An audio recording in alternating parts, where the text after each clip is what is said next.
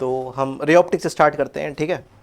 तो ray optics, तो optics से स्टार्ट करते हैं, रे ऑप्टिक्स वे ऑप्टिक्स नहीं, ऑप्टिक्स से स्टार्ट करते हैं सबसे पहले।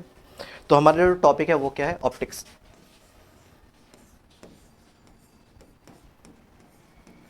ऑप्टिक्स क्या होता है? Optics is the study of light. Study of light, study of light को हम लोग ऑप्टिक्स कहते हैं, ठीक है। अब लाइट क्या होता है? लाइट क्या होता है? Now you don't need to write it down, first let's see, okay. Light क्या होता है? लाइट एक इलेक्ट्रोमैग्नेटिक वेव होती है which allow us to see object, ठीक। लाइट क्या होती है? मैं इलेक्ट्रोमैग्नेटिक को ईएम लिख रहा हूँ, that is electromagnetic.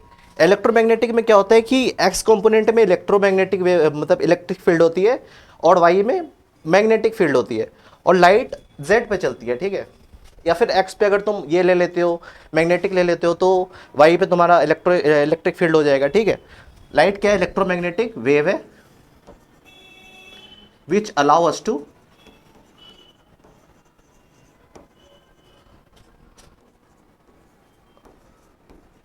See objects.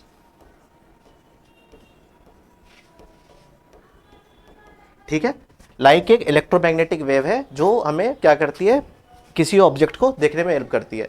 जैसे कि मैं इस बैग को देख पा रहा हूँ, why am able to see this bag, मैं इस बैग को इसलिए देख पा रहा हूँ क्योंकि ये बाकी कलर के लाइट को एब्जॉर्व कर ले रही है, और जिस लाइट को ये एब्जॉर्व नहीं कर पा रही है वो इसको रिफ्लेक्ट कर रही है, ठीक है। जिसको ये रिफ्लेक्ट कर रही है उसको हमारा विजुअल रेंज उसको देख पा रहा है। एक विजुअल रेंज भी होता है, ठीक है। जैसे कि आप लोगों ने पढ़ा होगा कि gamma rays, X rays, UV rays, उसके बाद हमारा आता है विजिबल रेंज। विजिबल रेंज में ही हमारा आता है विब्जियोर, वी से आर में लिख रहा हूं विब्जियोर, इसमें बाकी कलर्स भी हैं। इसका जो वेवलेंथ होता है, वेवलेंथ आपको पता है क्या होता है? वेवलेंथ को हम लोग लैम्डा से डिनोट करते हैं, जिसका वेवलेंथ होता है 400 नैनोमीटर से लेकर के 700 नैनोमीटर तक, ठीक है, विजिबल रेड। उसके बाद इंफ्रारेड आती है, लॉन्ग इंफ्रारेड, शॉर्ट इंफ्रारेड, ठीक है।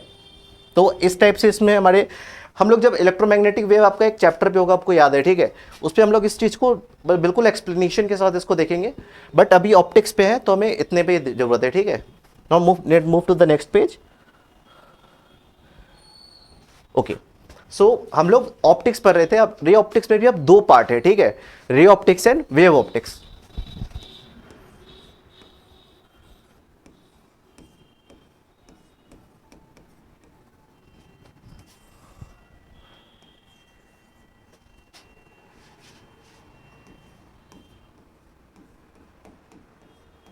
रे ऑप्टिक्स है, वेव ऑप्टिक्स। हम लोग रे ऑप्टिक्स में क्या करते हैं, रे ऑप्टिक्स में जो फिर हमारा जो लाइट जो होता है, लाइट जो चलती है वो स्ट्रेट लाइन में चलती है, but light not always travel in straight line. But ये बस रे ऑप्टिक्स का केस है जिसमें ये होता है कि लाइट जो होती है वो स्ट्रेट लाइन पे चलती है, light not always travel in straight line. But हम लोग ये एजम्पशन मानते हैं कि लाइट जो है स्ट्रेट लाइन में चलती है only in ray optics, okay. इसमें क्या होता है, light travels in straight line. Light जो क्या होती है, लाइट एक स्ट्रेट लाइन पे चलती है। वेव ऑप्टिक्स में, अच्छा, और एक रे ऑप्टिक्स में और एक बात क्या है कि इसमें जो डायमेंशंस जो है लाइट की और बाकी इक्विपमेंट्स की, जैसे कि वेवलेंथ ऑफ लाइट हमारी किस में होती है, नैनोमीटर में या फिर एंगस्ट्रॉम में, ठीक है। वेवलेंथ ऑफ लाइट जो होती है, लैम्डा ऑफ लाइट, वो काफी स्मॉल होती है, very small then the dimension of object, dimension of objects. Dimension of objects मतलब हम लोग या फिर कॉनकेव लेंस ले रहे हैं, या फिर कॉनकेव मिरर ले रहे हैं, या फिर प्लेन मिरर ले रहे हैं, या फिर प्रिज्म ले रहे हैं, या फिर ग्लास स्लैब ले रहे हैं, तो अलग अलग जो डायमेंशन जो है रे ऑफ लाइट का, लैम्डा ऑफ लाइट क्या होगा, वो नैनोमीटर में होगा या फिर एंगस्ट्रॉम में होगा, है ना। और डायमेंशन ऑफ ऑब्जेक्ट किस में होगा, सेंटीमीटर में होगा। तो देखो कितना बड़ा डिफरेंस है, रे ऑफ लाइट कितनी छोटी सी है और ये डायमेंशन देखो कितनी बड़ी बड़ी सी है। ठीक है। बट अगर हम लोग वेव ऑप्टिक्स में अगर हम लोग देखेंगे तो डायमेंशन जो होता है, मतलब कि लैम्डा ऑफ लाइट का, और डायमेंशन जो होती है ऑब्जेक्ट की,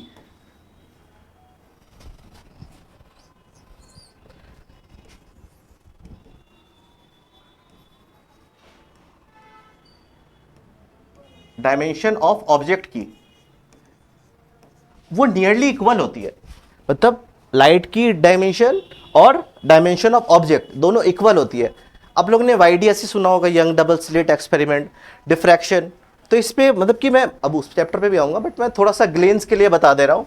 जैसे कि वाईडीएससी में क्या होता है कि स्लिट होती है, ठीक है। लाइट को क्या करते हैं, ये सोर्स लाइट है ना, इसको यहाँ पे प्रोजेक्ट किया जाता है। तो इसकी जो स्लिट की विड्थ होती है ना, ये काफ़ी छोटी होती है, नैनोमीटर में, एंगस्ट्रॉम में होती है, बहुत छोटी छोटी सी होती है। तो आप लोग देखोगे कि यहाँ डायमेंशन तो कितनी बड़ी बड़ी है, लेंस कितने बड़े बड़े हैं, बट एज कम्पेयर्ड अगर आप इधर देखोगे कि यंग डबल स्लिट में कि स्लिट की विड्थ कितनी है, कितनी छोटी सी है, कितनी छोटी है, ठीक है। तो ये चीज़ है। इस पे हम लोग और क्या मानेंगे कि light travel in straight line, but wave optics में light not always travels in straight line. Okay, हाँ, इस पे हम लोग दो फिनोमेना पे ये मेनली बेस्ड है। आप लोगों ने उस फिनोमेना का भी जाना होगा, that is phenomena reflection and reflection. इस पे हम लोग बेसिक ये फॉर्मूला फिनोमेना पे बात करते हैं, बट इस पे हम लोग जाते हैं ये फिनोमेना हुई क्यों, वाई दिस फिनोमेना अगर एक्सप्लेन। फिर इसमें हम लोग डिफ्रैक्शन जानेंगे, पोलराइजेशन के बारे में जानेंगे, पोलराइजेशन के बारे में वाईडीएससी का कॉन्सेप्ट होगा इसमें, ठीक है। और डिफ्रैक्शन पैटर्न्स के बारे में हम लोग जानेंगे, इंटरफेरेंस के बारे में जानेंगे हम लोग। और बस ये चीज़ है, बेसिक्स जो है रे ऑप्टिक्स और वेव ऑप्टिक्स में ही डिफरेंस है। अगर आपको बोले कि light travels in straight line, हाँ लाइट स्ट्रेट लाइन में ट्रेवल करती है, बट जब उसका डायमेंशन जो ऑब्जेक्ट ले रहे हैं उसके कंपैरिजन में बहुत छोटा हो तब, ठीक है। और लाइट की और एक बात क्या है कि अगर लाइट अगर होमोजीनियस मीडियम में, होमोजीनियस मतलब कि ये वाला जो मीडियम है हमारा होमोजीनियस है, और अगर हमने सामने से एक प्रिज्म लगा दिया, प्रिज्म क्या होगा, ऑप्टिकल डेंसिटी ज़्यादा है, ऑप्टिकल डेंसिटी ज़्यादा मतलब ज़्यादा घनत्व है उसमें, भारी है, ऑप्टिकली डेंसर है वो। जैसे कि रेयर मीडियम की डेंसिटी अगर 1 होती है तो प्रिज्म की डेंसिटी 1.5 होती है, थोड़ी ज़्यादा डेंस होती है। तो ये तो एक होमोजीनस हो गया, बट उसके बीच में ये क्या आ गया, एक हेट्रोजीनियस मीडियम आ गया।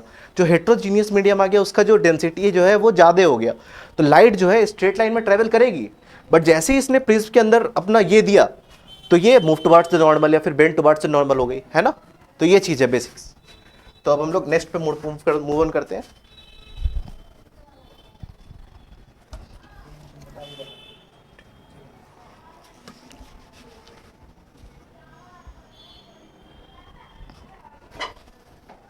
तो अब basics law of ray optics, ठीक है।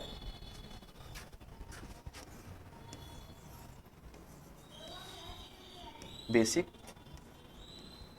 लॉ ऑफ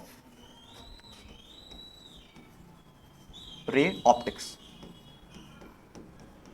ये लॉ होगी जो होगी, इसको बस हम लोग को किस में लगाना है, रे ऑप्टिक्स में ही लगाना है। वेव ऑप्टिक्स में जाएंगे तो नहीं लगाना है।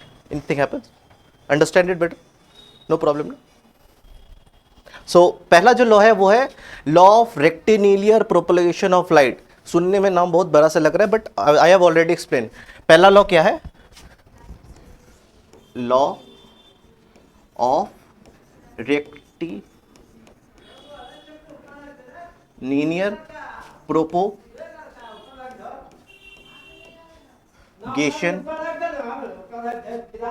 Of light.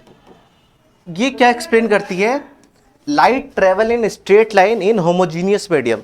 लाइट जो होती है स्ट्रेट लाइन में ट्रेवल करती है क्योंकि जब उसका मीडियम क्या हो, होमोजीनियस हो, ठीक है।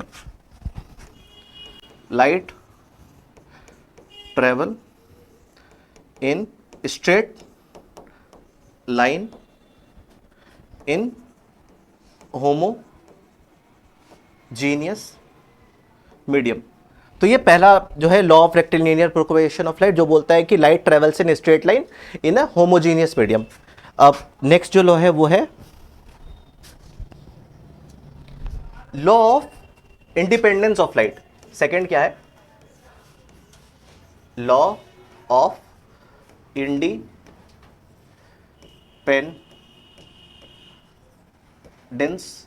Of light.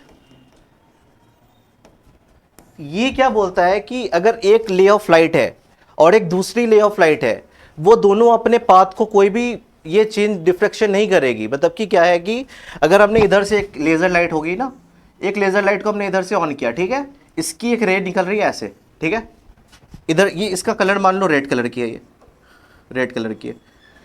इधर से हमने और एक लेजर लाइट लिया जिसकी कलर जो होगी वो ग्रीन कलर की होगी, ठीक है। इसके पाथ में और इसके पाथ में दोनों एक दूसरे को कोई भी इंटरफेयर नहीं करेगी। मतलब रेड जो आ रहा था वो अपना निकल जाएगा और ग्रीन जो आ रही थी वो अपनी निकल जाएगी। मतलब इन दोनों को मतलब एक दूसरे से कोई फर्क नहीं पड़ता, दे आर इंडिपेंडेंट। जैसे कि हम लोग कॉलिजन में जो होती है 11th में पढ़े होंगे, जैसे कि एक बॉल इधर है, एक बॉल इधर है, इसने इसको मारा धराम, तो इसकी ये अगर ये इधर से जा रहा था, अगर ये भी इधर से जा रहा, तो इन दोनों का कोलाइड होने के बाद क्या पता कुछ और डायरेक्शन हो जाए, ठीक है ना, कोई और डायरेक्शन। बट लाइट के केस में ऐसी चीजें नहीं होती है, ठीक है। तो law of independence of light अगर आप लोग लिखना चाहो तो लिख सकते हो।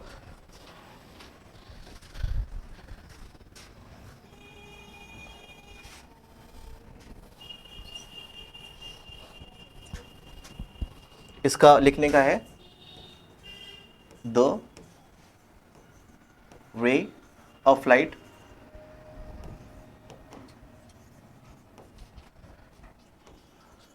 does not interfere each other path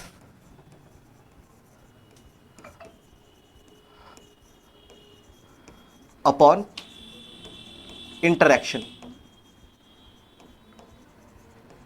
आप लोग नीचे में एक छोटा सा वाला डायग्राम ही बना लोगे कि याद रहेगा ऐसे, है ना, एक छोटी सी लेजर ऐसे बना लोगे, है ना, इसको बना लेना। और एक और तीसरी लॉ जो है, you can rotate down.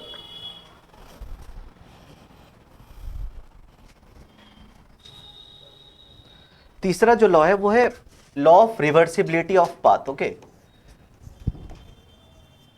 Law of reversibility,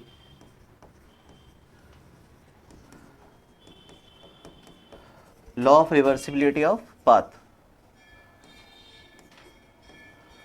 इसमें क्या बोलता है कि जैसे कि यहां से रे ऑफ लाइट जो आ रही है, ठीक है, रे ऑफ लाइट आई इधर, अगर हम किसी तरह से अगर इसके डायरेक्शन को अगर चेंज 180 डिग्री अगर घुमा दें, जैसे कि रे ऑफ लाइट इधर से आ रही है और हम लोग किसी तरह से अगर इसके डायरेक्शन को 180 डिग्री घुमा दें, then it retrace it path. मतलब कि लाइट जो है जिस डायरेक्शन से आई है, अगर हम लोग किसी तरह से अगर उसके डायरेक्शन को अगर चेंज कर दें, then it retrace it path. Retrace मतलब कि अगर मैं तुमको बोलूँ कि तुम्हें स्कूल से घर आना है, ठीक है, बीच में एक पेड़ पड़ेगी, उस पर तुमको ऐसे करके घूम के जाना है, ठीक है, जब तुम लोग इधर से रिटर्न आओगे then you have to move back to the same path. Light अपनी पूरी जीवन कहानी फिर से रिपीट कर देती है व्हेन इट इज रिफ्लेक्टेड, मतलब कि जब उसको टर्न कर दिया अगर किसी तरह से, ठीक है, रे ऑफ लाइट। तो इसको ऐसे करके इसको एक्सप्लेन किया जाता है, state that light retrace its path when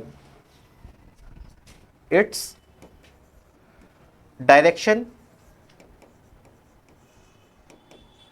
is reversed।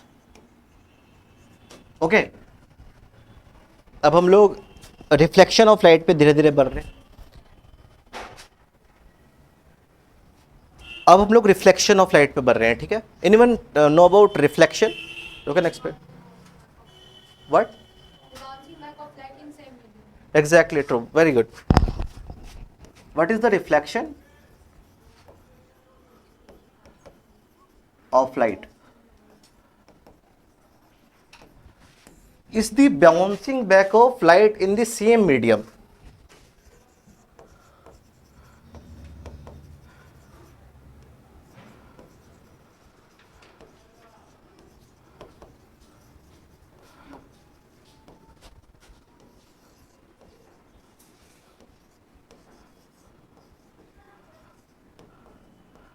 Bouncing back of light in same medium. अब रिफ्लेक्शन के भी दो प्रकार होते हैं, मतलब कि टू टाइप्स होते हैं, one is the regular reflection and one is discrete x reflection और इरेगुलर रिफ्लेक्शन। इसके दो टाइप होते हैं, रेगुलर रिफ्लेक्शन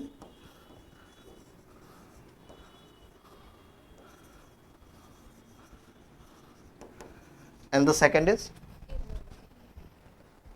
इरेगुलर रिफ्लेक्शन और डिफ्यूज रिफ्लेक्शन भी कहते हैं।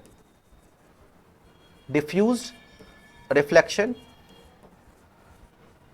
और irregular reflection.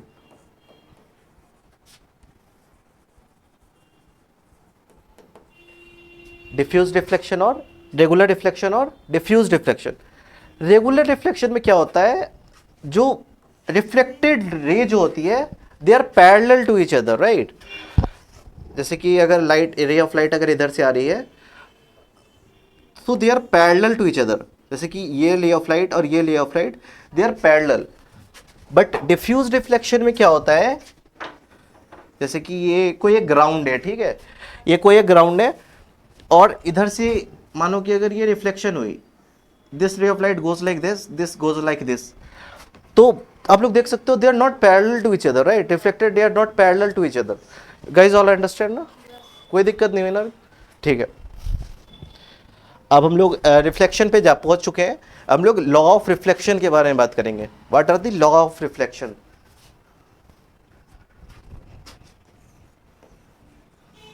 Law of reflection, basically they are two law of reflection. पहला तो हम लोग पहले यहाँ पे एक स्टेप्स,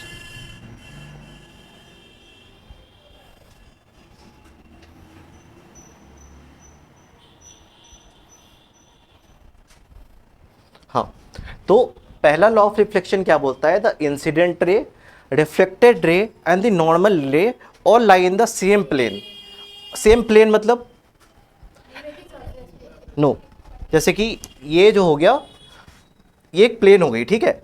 जैसे कि इधर से रिफ्लेक्टेड रे ऐसे करके आई और इंसिडेंट रे ऐसे करके आई, रिफ्लेक्टेड रे ऐसे करके गई और ये नॉर्मल हो गई, ये एक प्लेन हो गया, इस प्लेन में ही लाई करेगी, यही बोल रहा है। The reflected ray, incident ray and the normal ray all lie in the same plane. क्या बोलता है? इंसिडेंट रे को हम लोग आई से डिनोट करते हैं, रिफ्लेक्टेड रे को आर से डिनोट करते हैं, and the normal all lies in the same plane, okay. And the plane is called, अब ये जो प्लेन जो हुआ उस प्लेन को क्या कहेंगे? Incident ray, reflected ray and the normal lie in the same plane. अब उस प्लेन को क्या कहेंगे? उस प्लेन को कहते हैं, and that plane is called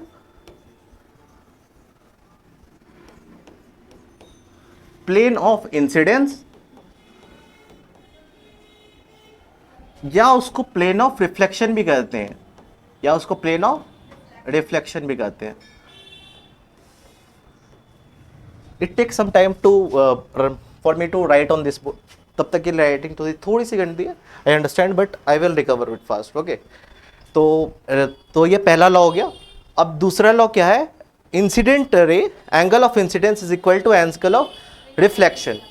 दूसरी क्या है? Angle of incidence is equal to angle of reflection. ये बात आप लोग ध्यान रख लो, जब भी रिफ्लेक्शन होगा 100% केस, देयर इज नो, मतलब कि क्या कहते हैं उसको, कि केमिस्ट्री में होता है ना कि कोई चीज़ अगर नहीं हो रही है, मतलब कि क्या कहते हैं उसको, एक्सेप्शन जो होती है, वो चीज़ यहाँ पे नहीं होती है। 100% अगर जहाँ पे रिफ्लेक्शन होगा तो वहाँ पे angle of incidence is equal to angle of reflection होगी, ठीक है। तो हम लोग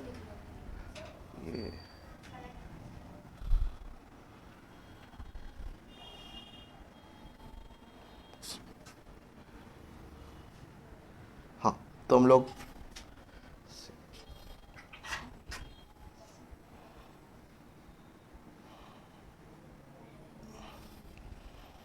हाँ, ये क्या हो गया?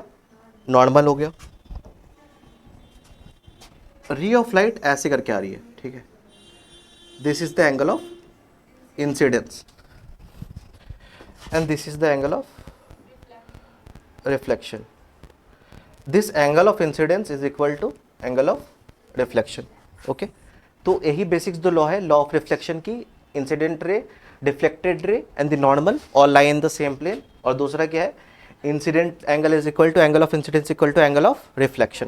ठीक है. हाँ,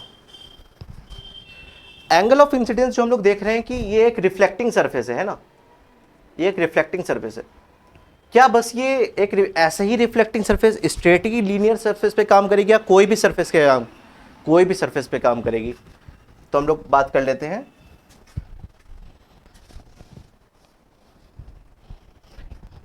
जो हम लोग जो लॉ द टू लॉ,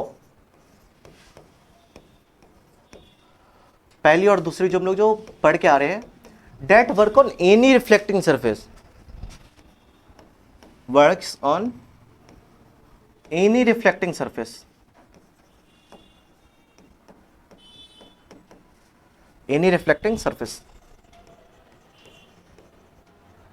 वो जो होगी वो कोई भी रिफ्लेक्टिंग सरफेस पे काम करेगी. अगर हम लोग क्या फिर कॉनकेव मिरर ले ले, यहां पे भी अगर एंगल ऑफ इंसिडेंस है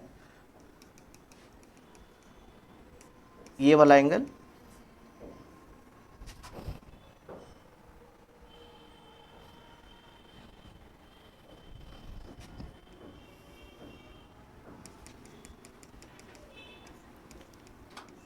angle of incidence angle of reflection के बराबर होगी. ठीक है, या हम लोग ऐसा सरफेस ले ले, ऐसा सरफेस ले ले, ऐसा सरफेस ले ले, एंगल ऑफ इंसिडेंस अगर इसमें एंगल ऑफ इंसिडेंस होगा तो एंगल ऑफ रिफ्लेक्शन इक्वल होगा. ठीक है, ये जो दो लोग जो हम लोग जो पढ़े हैं वो लो जो पढ़े हैं हम लोग वो दो किसी भी रिफ्लेक्टिंग सरफेस पे काम करेंगे. ठीक है, अब हम लोग दो इंपॉर्टेंट केस देख लेंगे, नॉर्मल इंसिडेंस और ग्रेजिंग इंसिडेंस की.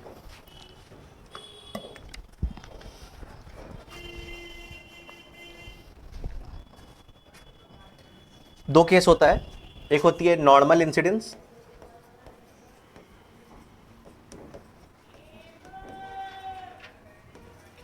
ठीक है. नॉर्मल इंसिडेंस, नॉर्मल इंसिडेंस में क्या होता है,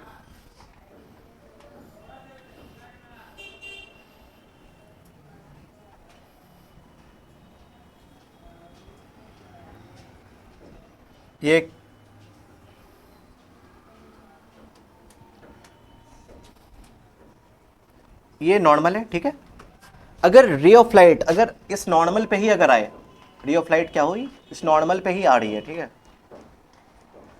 then it retrace it path, मतलब कि नॉर्मल पे राइट आएगी तो नॉर्मल से ही रिटर्न हो जाएगी. अच्छा, इस केस में नॉर्मल इंसिडेंस में एंगल ऑफ इंसिडेंस को ये बता सकते हो क्या? No, zero. Right, very right. Angle of incidence यहाँ पे तो जीरो होगी. एंगल ऑफ इंसिडेंस क्या होगी? जीरो. तो एंगल ऑफ रिफ्लेक्शन भी क्या होगी? जीरो. एंगल ऑफ रिफ्लेक्शन भी zero. Angle of reflection, angle of incidence और एंगल ऑफ रिफ्लेक्शन जब जीरो हो गई तो ये जिस ट्रेस पे आया था उस ट्रेस पे भी रिटर्न हो जाएगा. नॉर्मल इंसिडेंस हो गया. एक होता है ग्रेजिंग इंसिडेंस. ठीक है, दूसरा क्या हो गया? Grazing incidence.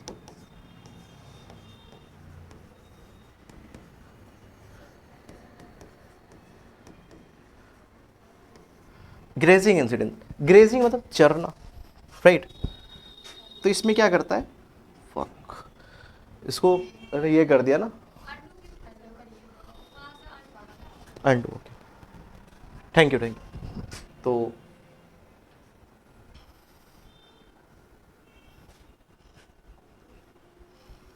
हाँ,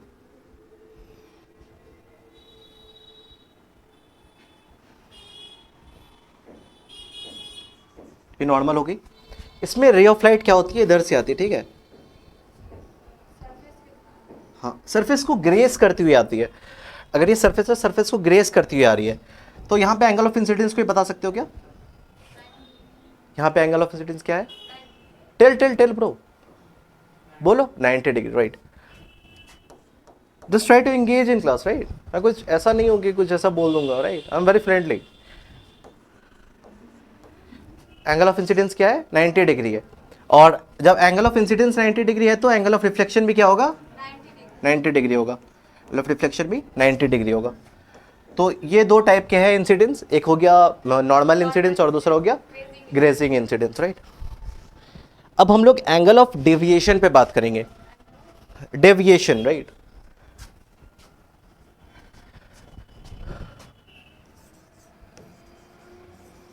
angle of deviation, angle of deviation. Angle of deviation क्या होता है, ये कभी कभी प्रूफ करने को भी आ जाता है, ठीक है। जैसे कि हमने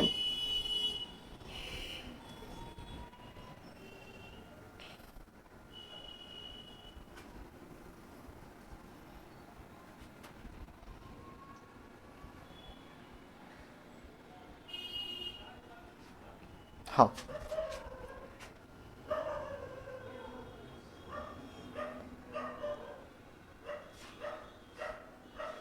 ये कौन सी रे हो गई, इंसिडेंट रे। ये कौन सी रे हो गई, रिफ्लेक्टेड रे। ये हो गई हमारी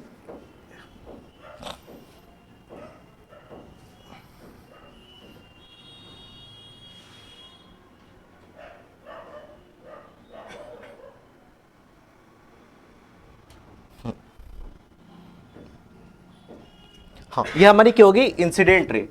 और ये क्या होगी, रिफ्लेक्शन, रिफ्लेक्टेड रे, ठीक है। ये क्या हो गया, एंगल ऑफ इंसिडेंस। ये क्या हो गया, angle of reflection. Incident ray आ तो ऐसी रही थी, इसको जाना भी कैसे चाहिए था, ऐसे जाना चाहिए था। रे ऑफ लाइट तो स्ट्रेट लाइन पे चलती है ना, उसको तो जाना जिस तरह से आया उस तरह से ही जाना चाहिए था। ये जो आई, ये कितनी घूम गई, दिस एंगल, दिस एंगल जिसको हम लोग डेल से भी डिनोट करते हैं, जिसको एंगल ऑफ डेविएशन कहते हैं, डेल, ठीक है। ये वाला एंगल क्या होगा, ये वाला एंगल क्या होगा, लाइट एंगल ऑफ डेविएशन क्या होगा। डेविएशन क्या होगा, मतलब कि देखो एंगल ऑफ इंसिडेंस और एंगल ऑफ रिफ्लेक्शन तो बराबर होती है। ये पूरा जो एंगल हो गया, ये क्या हो गया, 180 डिग्री। हम लोग इसको कैसे करके लिख सकते हैं, angle of incidence, angle of incidence plus angle of reflection. Angle of reflection तो एंगल ऑफ इंसिडेंस के बराबर ही है, तो हम लोग उसको भी आई लिख सकते हैं, है ना। प्लस ये वाला एंगल डेल्टा, जो क्या है, angle of deviation, equal to कितना हो गया, 180 डिग्री। 180 डिग्री को हम लोग फिजिक्स में कभी कभी पाई से भी डिनोट करते हैं हम लोग, है ना, रेडियन के फॉर्म पे लेते हैं। हम लोग इसको पाई भी लिख सकते हैं, i plus del, 2i plus del is equal to pi. तो एंगल ऑफ डेविएशन क्या आ गया, pi minus 2i। This is the angle of deviation. ये कभी प्रूफ के लिए भी आ सकता है, बट ऐसे नॉर्मली आएगा नहीं, इजी है बहुत, ठीक है। अब हम लोग इसको ऐसे याद रख सकते हो। अब हम लोग बात करेंगे कि अभी हम लोग मिरर के साथ कोई छेड़खानी नहीं कर रहे थे। अब हम क्या करेंगे कि मिरर को किसी एक खास एंगल पे रोटेट कर दिया जाएगा, रोटेट कर दिया जाएगा, ठीक है।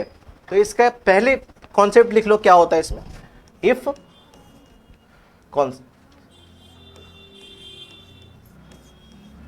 कॉन्सेप्ट क्या है, if mirror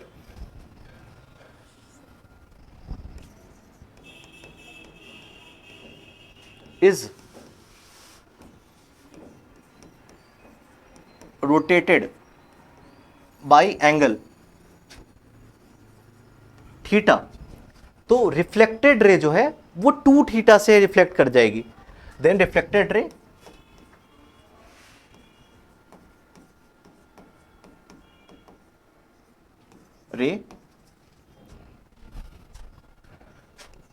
become 2 theta in the same direction।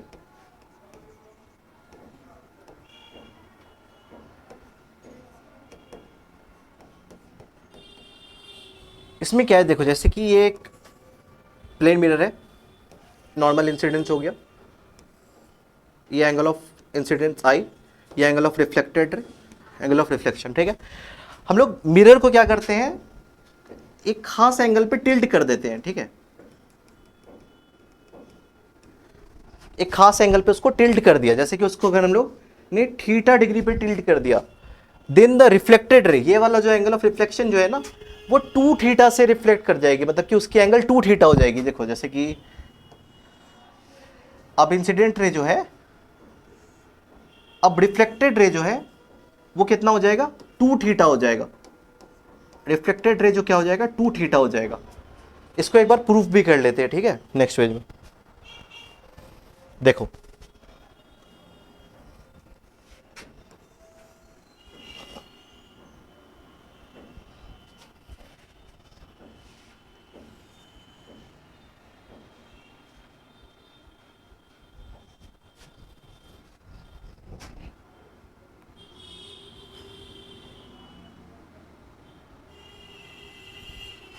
Angle of incidence,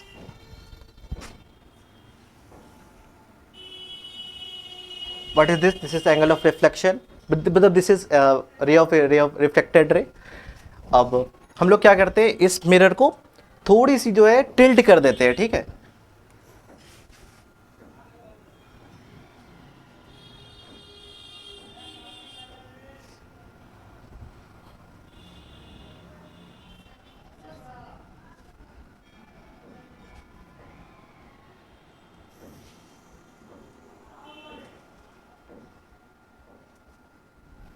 हाँ, मिरर को हमने क्या करा,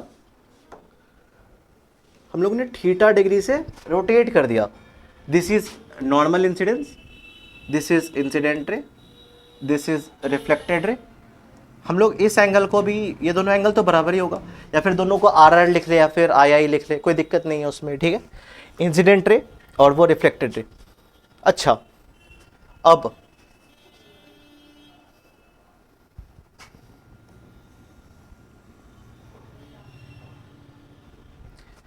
ये पहला वाला नॉर्मल इंसिडेंस था, जब ऐसी थी।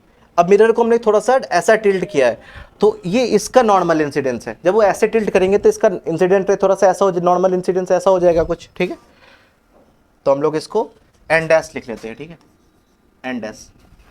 ये इंसिडेंट रे थी और ये रिफ्लेक्टेड रे थी। हम लोग ने इसको थोड़ा सा एक खास एंगल पे टिल्ट कर दिया।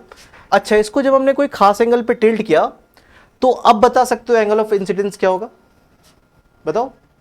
आई प्लस थीटा, ये वाला एंगल हो जाएगा। हमने इसको थीटा डिग्री रोटेट कर दिया, ठीक है, थीटा डिग्री रोटेट किया। पहला एंगल ऑफ इंसिडेंस आई था, तो अब एंगल ऑफ इंसिडेंस क्या हो जाएगा, आई plus theta, i plus theta, ठीक है। और एंगल ऑफ रिफ्लेक्शन, अब इसका इंसिडेंस अगर ये हुआ तो इसका भी रिफ्लेक्शन एक रिफ्लेक्टेड होगा, है ना। इसका जो रिफ्लेक्टेड रे जो होगा उसका भी ये कितना होगा, आई प्लस आर होगा, आई प्लस थीटा होगा, है ना।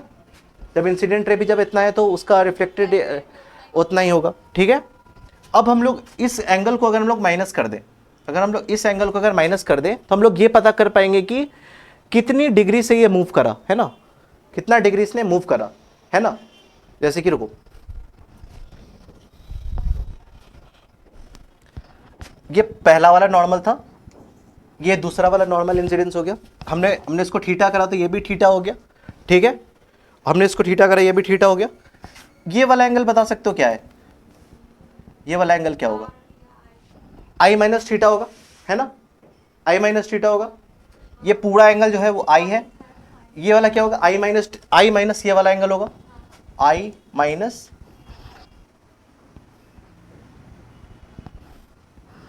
ये वाला एंगल क्या होगा, आई माइनस थीटा होगा, है ना। अब हमारा आई माइनस थीटा आ गया। अगर हमने इसमें से अगर ये वाली एंगल अगर माइनस कर देंगे, आई माइनस थीटा प्लस आई प्लस थीटा, जो पुरानी वाली जो एंगल है, अगर हम लोग उसको अगर माइनस कर देंगे तो हमारी पूरी एंगल आ जाएगी। ये देखो, हमारी रिफ्लेक्टेड रे कितनी दूर है, ये हमारी रिफ्लेक्टेड रे, हमारी ये वाली अब रिफ्लेक्टेड रे ये थी। अगर हमने इस एंगल से ये वाला एंगल को अगर माइनस कर दिया तो हमारा ये वाला एंगल तो आ जाएगा, है ना। तो अब क्या होगा, हम लोग अल्फा, ये प्रूफ आएगा भी नहीं, बस सबको इसका डेटा याद रखना है। अगर हम लोग मिरर को अगर थीटा रोटेट करते हैं तो एंगल ऑफ रिफ्लेक्टेड रे क्या होगा, 2 थीटा से रोटेट कर जाएगा। क्या होगा, i plus theta minus i minus theta, i plus theta minus i plus theta, plus i minus i cut गया 2 थीटा, ठीक है। समझ गया? कोई दिक्कत ब्रो? कोई दिक्कत नहीं। तो ये वाला हो गया। अब इस पे ये वाला प्रूफ कभी नहीं आएगा, बट इस पे एक क्वेश्चन आएगा। हम लोग पहले क्वेश्चन कर लेते हैं, ठीक है? तो हम लोग क्वेश्चन कर लेते हैं। तो क्वेश्चन ये है, क्वेश्चन क्या है? Bye how much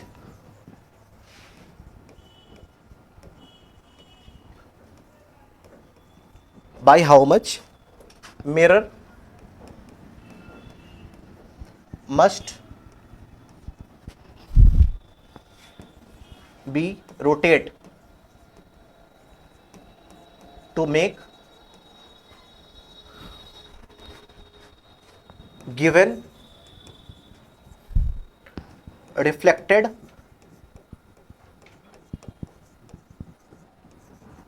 ray horizontal।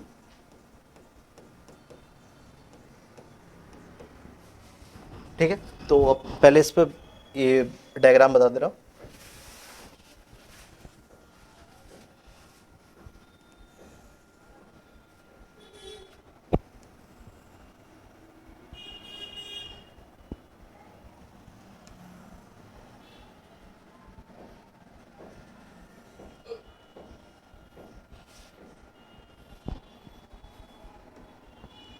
हाँ, ये वाला एंगल हमारा दिया हुआ है 30 डिग्री, ठीक है?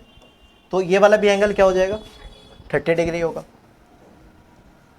ये इंसिडेंट रे है, ये रिफ्लेक्टेड रे है, दिस इज नॉर्मल। अब ये बोल रहा है कि by how much mirror must rotate to make the given reflected ray horizontal. ऐसा क्या करे, ऐसा क्या मिरर को हम लोग टिल्ट करें, ये जो है रिफ्लेक्टेड रे ये क्या हो जाए? हॉरिजॉन्टल हो जाए, मतलब कि बिल्कुल ऐसा हो जाए। अब इसको कैसे करोगे? 60 डिग्री तो रे ऑफ लाइट, ये जो है, हाँ, मिरर कितना होगा? बिल्कुल सही, बिल्कुल सही। किस डायरेक्शन में, क्लॉकवाइज या एंटी क्लॉकवाइज? एंटी क्लॉकवाइज ऐसा होता है, घड़ी के उल्टे direction, clockwise, clockwise, very good. तो अगर हम लोग जैसे कि अगर हम लोग इंसिडेंट रे को अगर हम लोग मिरर को अगर थीटा रोटेट करते हैं तो रिफ्लेक्टेड रे कितनी होती है? 2 थीटा रोटेट करती है। इसको हम लोग को 60 डिग्री और रोटेट करेंगे तो अगर हम लोग रोटेट कर देंगे तो ये बिल्कुल हॉरिजॉन्टल हो जाएगी। अगर इसको अगर 60 डिग्री करना है, अगर इसको अगर 60 डिग्री करना है तो मिरर को हम लोग को इसके आधा घुमाना पड़ेगा, 30 डिग्री कर घुमाएंगे। या फिर अगर मिरर को हम लोग मिरर को 30 डिग्री घुमाएंगे तो रिफ्लेक्टेड रे 60 डिग्री रिफ्लेक्ट कर जाएगी, ठीक है? अगर मिरर को 30 डिग्री करेंगे तो रिफ्लेक्टेड रे 60 डिग्री हो जाएगी। कोई दिक्कत? बस ये वाला बस चीज याद रखना है।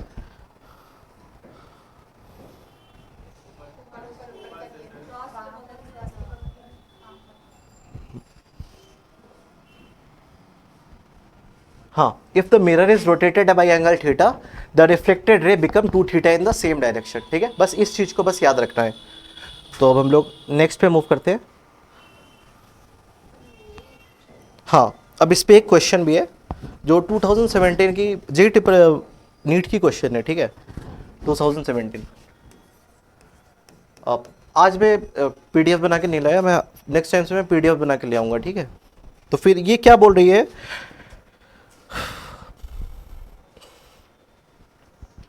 सीधा क्वेश्चन से करवाता हूँ क्योंकि क्वेश्चन काफ़ी लंबी सी है, तो अगर इसको लिखूंगा तो फालतू टाइम वेस्ट होगा ना। ये क्या बोल रहा है? एक बीम ऑफ लाइट है, ठीक है? एक बीम ऑफ लाइट है, इधर एक सामने में एक प्लेन मिरर है। हाँ, इधर एक सामने में एक प्लेन मिरर है, इससे रे ऑफ लाइट जा रही है। पहला केस में क्या हो रहा है? केस 1 में रे ऑफ लाइट जा रही है और फिर ये रे ऑफ लाइट रिफ्लेक्ट होके जो रिफ्लेक्टेड रे जो है इसका जो इमेज बन रहा है इसके ऊपर ही बन रहा है, ठीक है?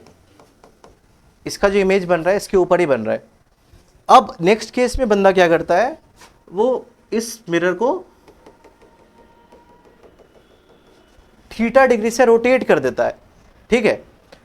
अभी तो इंसिडेंट रे और रिफ्लेक्टेड रे दोनों जैसे जा रही थी नॉर्मल से वैसी रिटर्न आ जा रही थी। अब हमने क्या करा, मिरर को 30 कुछ एंगल थीटा पे रोटेट कर दिया इसने, कुछ एंगल थीटा पे क्या करा, रोटेट कर दिया। तो अब रिफ्लेक्टेड रे क्या होगा, रिफ्लेक्टेड रे क्या होगा, 2 थीटा पे रिफ्लेक्ट करेगा। अब रिफ्लेक्टेड जो है वो 2 थीटा पे रिफ्लेक्ट करेगा। ये बोल रहा था कि ये उसी डायरेक्शन में वाई पे अपना इमेज बनाता है। जब हम लोग ये चीज़ जो करते हैं, मिरर को जब टिल्ट करते हैं, तो जो रिफ्लेक्टेड जो अब न्यू जो इमेज बनी वो मतलब कि वाई डायरेक्शन में बनी। वो पूछ रहा था ये वाई क्या होगा, और ये वाला डिस्टेंस एल दिया हुआ था। 2 थीटा तो तुम लोगों ने निकाल लिया क्योंकि तुम्हें कॉन्सेप्ट पता है, क्योंकि अगर मिरर को अगर थीटा डिग्री रोटेट करते तो रिफ्लेक्टेड रे 2 थीटा पे रोटेट करता है। तो ये वाला एंगल 2 थीटा हो गया। हमसे पूछ रहा था कि वाई का वैल्यू क्या होगा, कितने दूरी पे होगा। तो tan theta is equal to tan 2 theta is equal to Y by L. यहां पे 2 थीटा जो है ना काफी स्मॉल है। जब डिस्टेंस रहती है ना तो 2 theta nearly is equal to theta हो जाता है, theta nearly is equal to theta हो जाता है, ठीक है। tan theta nearly is equal to theta हो जाता है। तो 2 theta is equal to Y by L, ठीक है। तो ये वाली इसकी एक्सप्रेशन आ गई थी, बस इतनी ही थी ये, बस इतनी ही थी। अगर थीटा अगर पूछोगे तो ये y बाई 12। ये 2017 का क्वेश्चन है, नीट की 2017 नीट की क्वेश्चन है, बस इतनी है, ठीक है। अब हम लोग बात करेंगे image form by plane mirror. Plane mirror कैसी इमेज फॉर्म करती है।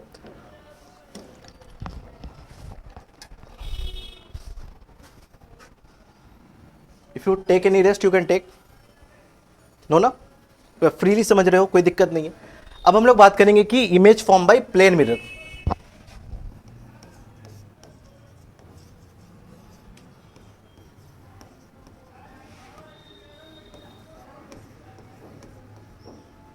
प्लेन मिरर,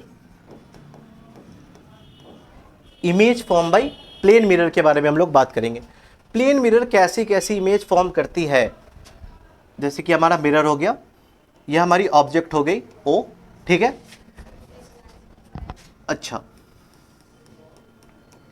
इसका लिख लो, plane mirror virtual, erect and same size of object बनाती है। सेम साइज ऑफ ऑब्जेक्ट, जितनी दूरी पे ऑब्जेक्ट होगा इसका जो इमेज जो होगा वो भी उतने ही डिस्टेंस पे होगा। अगर ये डिस्टेंस भी x है, वो भी डिस्टेंस क्या होगा, x होगा, ठीक है। किसी किसी को वेरिएबल में प्रॉब्लम होती है, x और y क्या है। x और y कुछ नहीं है, इट्स न्यूमेरिकल टर्म। जैसे कि हम लोग 2 लेते हैं, 3 लेते हैं, 5 लेते हैं, 6 लेते हैं, 10 लेते हैं, 100 लेते हैं। तो x का वैल्यू कुछ भी रखो, अगर ये x और ये x दोनों बराबर होगा, ऑब्जेक्ट का डिस्टेंस और इमेज का डिस्टेंस बराबर होगा। ये वर्चुअल का मतलब क्या होता है, इमेज वर्चुअल का मतलब क्या होता है। अगर हमें किसी चीज़ की भी अगर बॉडी की अगर इमेज बनानी है तो minimum we need 2 rays, right.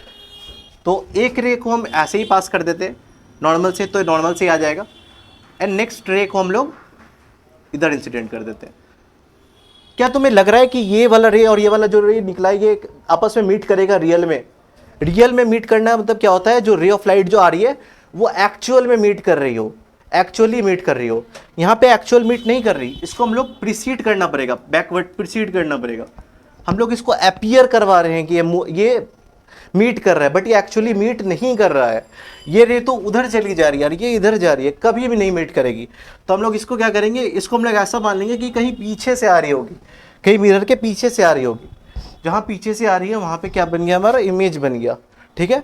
तो वर्चुअल का मतलब क्या होता है, rays appear to meet, rays appear to meet. Erect मतलब क्या होता है, अगर इमेज अगर स्ट्रेट है ऐसा है तो ऑब्जेक्ट अगर ऐसा है तो इमेज भी ऐसा ही होगा। सेम साइज का मतलब क्या होता है, मिरर फॉर्मूला होता है HI/HO, height of image divided by height of object.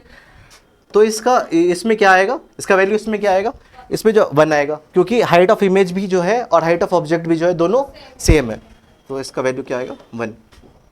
तो प्लेन मिरर के फॉर्म में इसको याद रखना है कि वो वर्चुअल, इरेक्ट और सेम साइज पे ही इमेज बनाता है, ठीक है। तो इसका 3 नोट जो है वो लिखना पड़ेगा। 3 नोट क्या है? प्लेन मिरर में जितनी दूरी पे ऑब्जेक्ट होता है उतनी ही दूरी पे इमेज बनता है। इसको तुम लोग जिस फॉर्म में लिखना है, हिंदी में लिखना है लिख लो। देखो क्योंकि अभी हम लोग फिजिक्स क्लास 11 12th में है, हमें हम लोग जो नोट्स बनाते थे क्लास 10 तक, क्लास 11 तक, अब वो नोट्स नहीं चलता। अब हमें नोट्स ऐसा बनाना है कि हमें वो समझ में आए, है ना। तो अगर तुमको अगर इसको ऐसे ही लिखना है, जितनी दूरी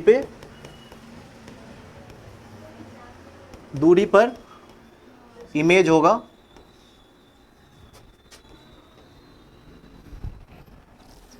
ऑब्जेक्ट होगा उसका इमेज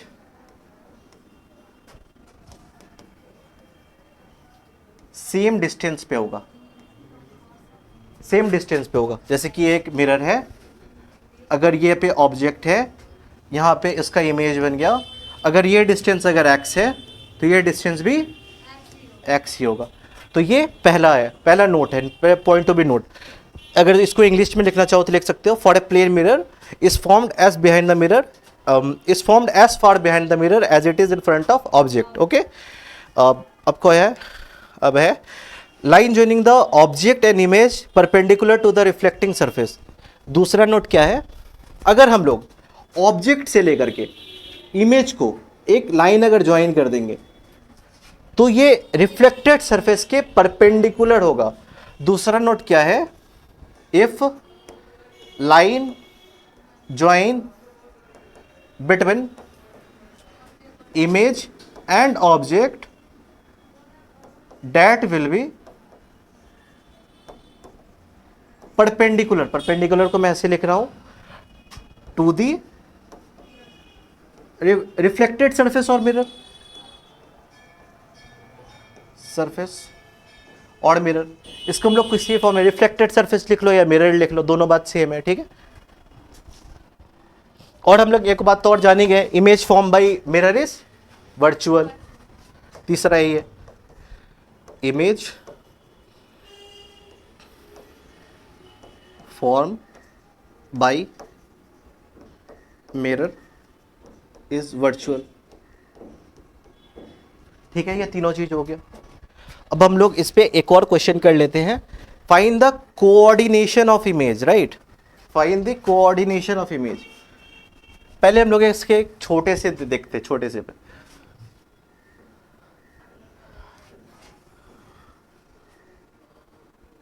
ये कौन सा एक्सिस हो गया?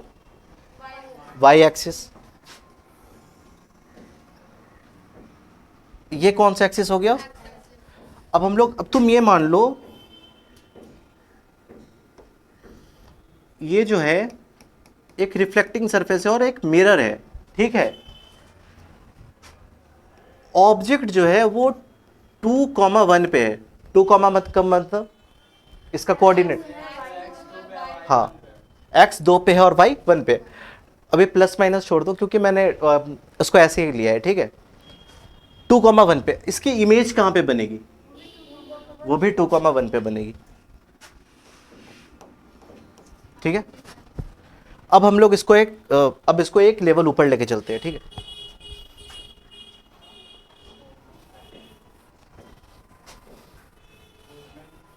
हाँ, अब हम लोग इसको एक लेवल ऊपर लेके चलते हैं। अब मिरर जो है वो इस डायरेक्शन में है,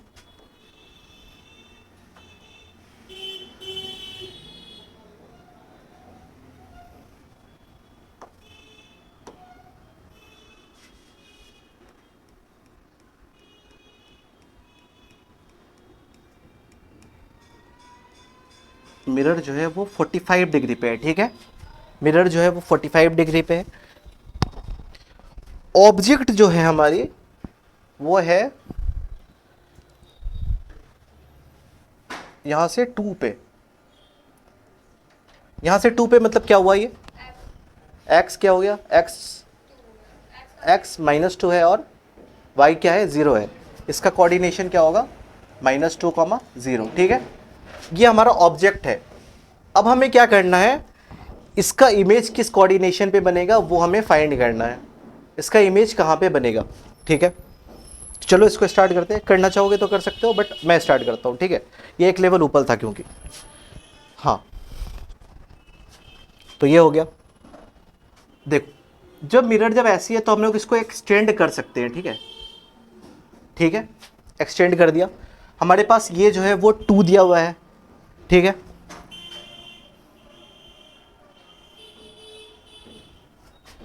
ये वाला एंगल 45 है, तो ये वाली एंगल भी कितनी होगी, 45 होगी। ये वाली 45 हुई तो ये वाली भी क्या होगी, 45 होगी। ये वाला एंगल क्या है, 90 है, ठीक है। ये 2 है, ठीक है, ये 2 है, तो ये वाला डिस्टेंस क्या होगा, ये वाला डिस्टेंस क्या होगा,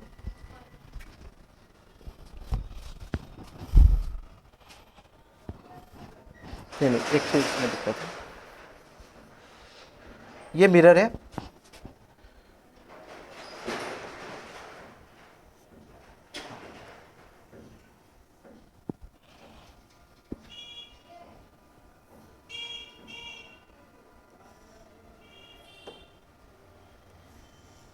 एक्सटेंड कर देते हैं इसको। इसकी इमेज कुछ इस पे बनेगी, है ना, इस पे बनेगी। ये वाला एंगल 45 डिग्री है। हम लोगों ने बात किया था इमेज जो है और उसका ऑब्जेक्ट जो है और उसका जो इमेज है वो मिरर के किस पे होता है, परपेंडिकुलर होता है। ये वाला एंगल क्या होगा, 90 डिग्री। ये वाला एंगल 45 था तो ये वाला एंगल भी 45 होगा। ये 45 है, ये 90 है, तो ये वाला कितना होगा, 45 होगा, 45 होगा। अगर हमें ये वाला कंपोनेंट अगर पता चल गया तो हमें ये वाला भी पता चल जाएगा। अगर ये वाला तो इक्वल ही होगा, है ना। ये वाला तब अगर हमें पता चल गया, ये वाला तो दिया ही हुआ है, तो ये वाला हाइपोटेनस स्क्वायर बेस स्क्वायर से हम लोग ये वाला निकाल लेंगे। और वाई पे तो ये वाई पे है, एक्स पे तो 0 पे ही है ये, तो इसका तो कोई कोऑर्डिनेशन एक्स पे निकलेगा ही नहीं, एक्स का कोऑर्डिनेशन तो इसका 0 ही होगा, है ना। तो हम लोग अगर इस डिस्टेंस को अगर हम लोग फाइंड कर लेते हैं तो हमारी ये वाली पूरी डिस्टेंस आ जाएगी, जिससे हम लोग ये वाला डिस्टेंस निकाल लेंगे। ये वाला एक एंगल पढ़े होगे तुम लोगों ने, ये अगर एंगल थीटा है, ये अगर एंगल थीटा है तो इसका बेस क्या होता है। अगर ये वाला अगर बी है, बी होता है, ये वाला जो है कंपोनेंट पढ़े हो कि नहीं, वेक्टर में कंपोनेंट नहीं पढ़े हो, वेक्टर में कंपोनेंट पढ़े हो। जैसे कि ये एक वेक्टर है, वेक्टर वी, ये एक एंगल थीटा पे है, तो इसका ये वाला कंपोनेंट, एक्स वाला कंपोनेंट क्या होगा, V cos theta, V cos theta. और ये वाला क्या होगा, वी साइन थीटा। ये वाला कंपोनेंट 2 है, इसका एक कंपोनेंट ये होगा, एक कंपोनेंट ये होगा, इसका ये वाला कंपोनेंट क्या होगा, 2 कॉस थीटा।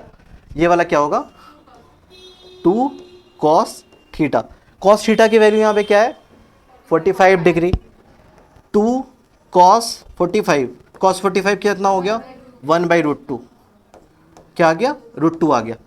ये वाली √2 हो गई तो ये वाली भी क्या हो जाएगी, √2 हो जाएगी। अब हम लोग इसको जूम कर लेते हैं, जूम।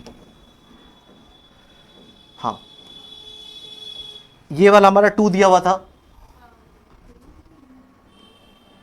ये वाला हमको फाइंड करना है, y को फाइंड करना है। हमने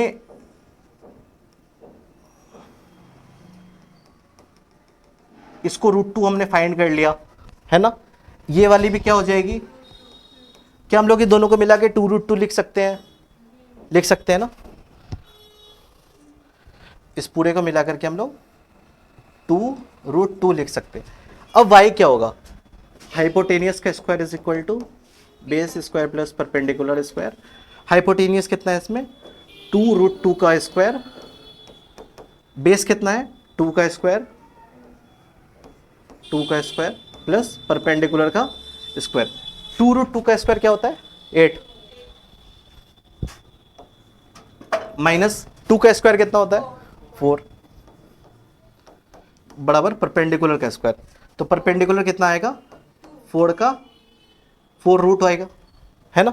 8 - 4 4, और परपेंडिकुलर यहाँ पे स्क्वायर पे था, इसको उधर लेके गया तो रूट हो गया, तो √4 कितना हो गया, 2। तो हमारी ये डिस्टेंस आ गई, कितनी हो गई, 2। ये कितनी हो गई, -2 हो गई, है ना। तो इसका कोऑर्डिनेशन क्या निकलेगा, 0, -2। ठीक है, समझ गए, कोई दिक्कत नहीं इसमें। हाँ, अब हम लोग बात करेंगे, अब जैसे कि यहाँ पे मैं खड़ा हूँ, यहाँ पे मेरे सामने एक प्लेन मिरर है, तो इस प्लेन मिरर की कितनी हाइट हो कि मेरी पूरी बॉडी की इमेज उस प्लेन मिरर पे शो हो जाए मुझे। ठीक है,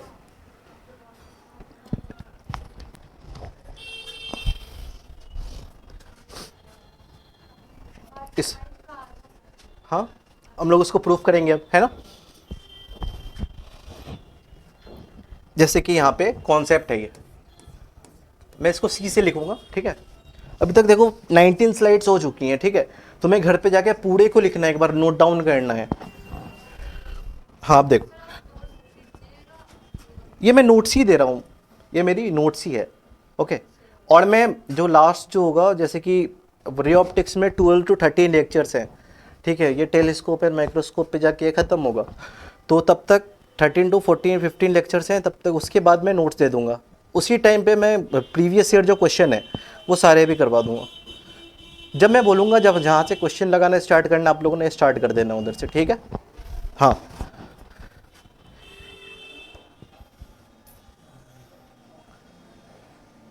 ये एक मिरर है। ठीक है, यहाँ पे एक बंदा खड़ा है। ठीक है, इस बंदे की हाइट मान लो, ये जो है h हाइट का है, ये जो है h हाइट का है। तो हम कितनी हाइट की प्लेन मिरर लेंगे कि हमारी पूरी इमेज जो है वो इसमें दिखाई दे दे? h/2 होगा या h/3 होगा? कैसे होगा h/2? हाँ, अब मैं वही बता रहा हूँ। देखो, अगर मुझे मेरे सामने के प्लेन मिरर है, अगर मुझे अपना इमेज उस प्लेन मिरर पे चाहिए, मेरी हेड से जो रे ऑफ लाइट निकल रही है वो मेरे आँख पे आनी चाहिए, मेरी टोस से जो मेरी रे ऑफ लाइट आ रही है वो मेरे आँख पे आनी चाहिए। इसका मतलब क्या है, एक जो लाइट जो है जो मेरे हेड से है वो रिफ्लेक्शन के बाद मेरी आई पे आनी चाहिए। ठीक है, गॉड ब्लेस यू। और दूसरी जो है रे ऑफ जो लाइट है मेरी, जो टोस से होते हुए